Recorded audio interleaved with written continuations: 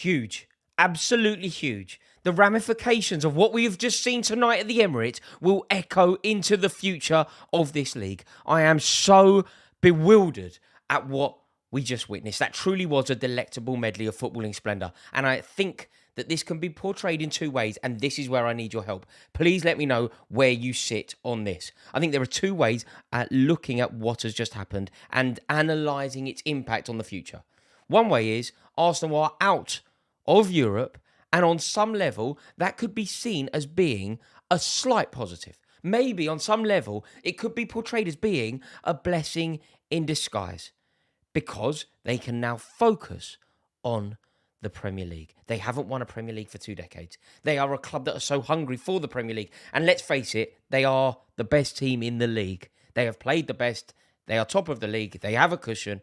And they could use today as the springboard to launch into the final section of the season and win the Premier League, which would be historic, obviously. Or the alternative is not what Arsenal fans are going to want to even think about. But could this be the start of a capitulation? Everyone that has suggested that Arsenal have a capitulation in them, everyone that has suggested that this Arsenal team demonstrate a vulnerability, it's something that I haven't agreed with. It's something that I haven't seen. In fact, I would counter it. Anyone that would say to me that Arsenal have a vulnerability and they have a weakness and they are capable of a capitulation, I would say that is proven to be false. That is proven to be false. They lost to Manchester City recently. That was off the back of a couple of other very bad results, and then wallop. Capitulation. They won 5 in a row. They lost to Manchester United earlier in the season. People suggested that could be the start of a wobble. Bang, top of the league. They, in my opinion, have demonstrated a resilience, actually, that belies the fact that we should even ask this question about them. But because of the history, because they have capitulated, because they capitulated historically under Wenger, they used to capitulate. The William Gallas, the iconic photo at St Andrews, the losing the cup final to Birmingham City at Wembley, things like that, makes them seem capable of a capitulation. Combine that with, even under Arteta last year, the Champions League was theirs, and they capitulated. They went to Tottenham, and they capitulated. They went to Newcastle, and they capitulated. People are now starting to say that it could happen. So what I need from you is your thoughts on this. Please comment below. Is this a blessing in disguise? Can they still win the league? Or is this part of a potential capitulation? What a game it was, though. What an amazing spectacle. What an amazing game of football. The whole thing truly blew my mind. It was an amazing game. It was an amazing tie. It was an amazing shootout. It really was a classic. Sporting Lisbon have gone through. They have eliminated Arsenal from the Europa League. Arsenal are out of Europe. I just can't believe what we have witnessed. Our Sporting go through to the quarters. Commiserations to Arsenal, but this competition, I genuinely, when I watch Europa League football, I just have no idea how anyone is ever snide about it. I think it's quite fashionable to be snide or condescending towards the Europa League. I think it's a brilliant competition. I truly do.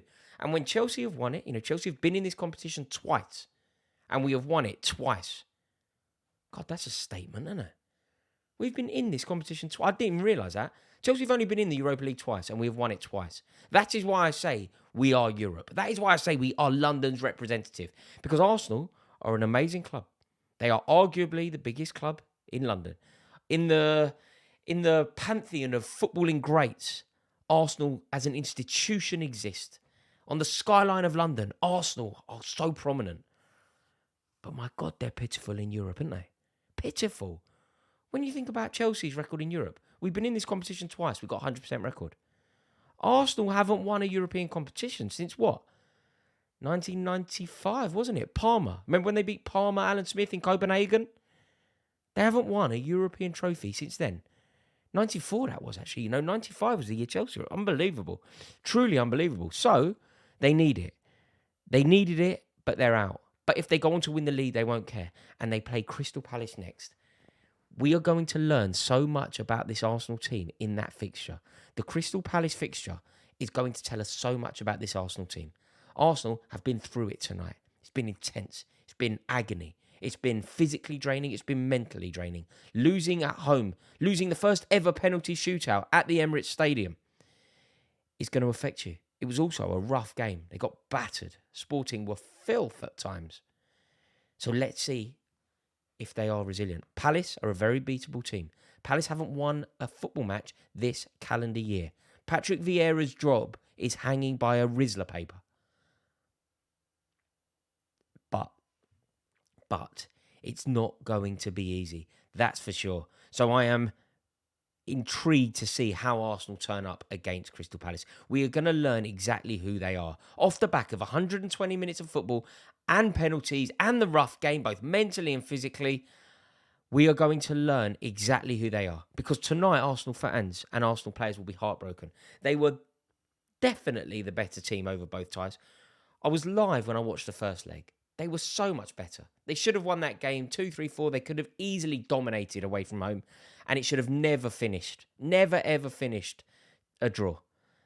Tonight, it was a bit tighter. I think overall, Arsenal were the better team. But it doesn't count for anything if you don't take your chances. And there just wasn't enough incision. In that final third, they just weren't good enough. There wasn't enough creation. There wasn't enough creativity. There wasn't enough ruthlessness. And you don't expect that from this Arsenal team because Arsenal know how to score goals.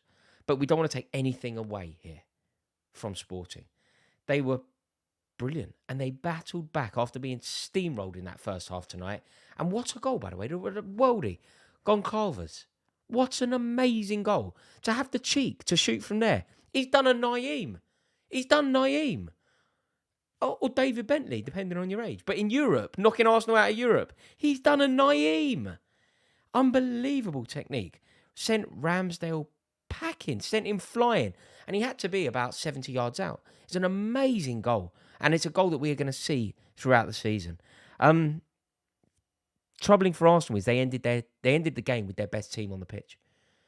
And they could have easily won the game. There was an amazing goalkeeping performance from that Adan.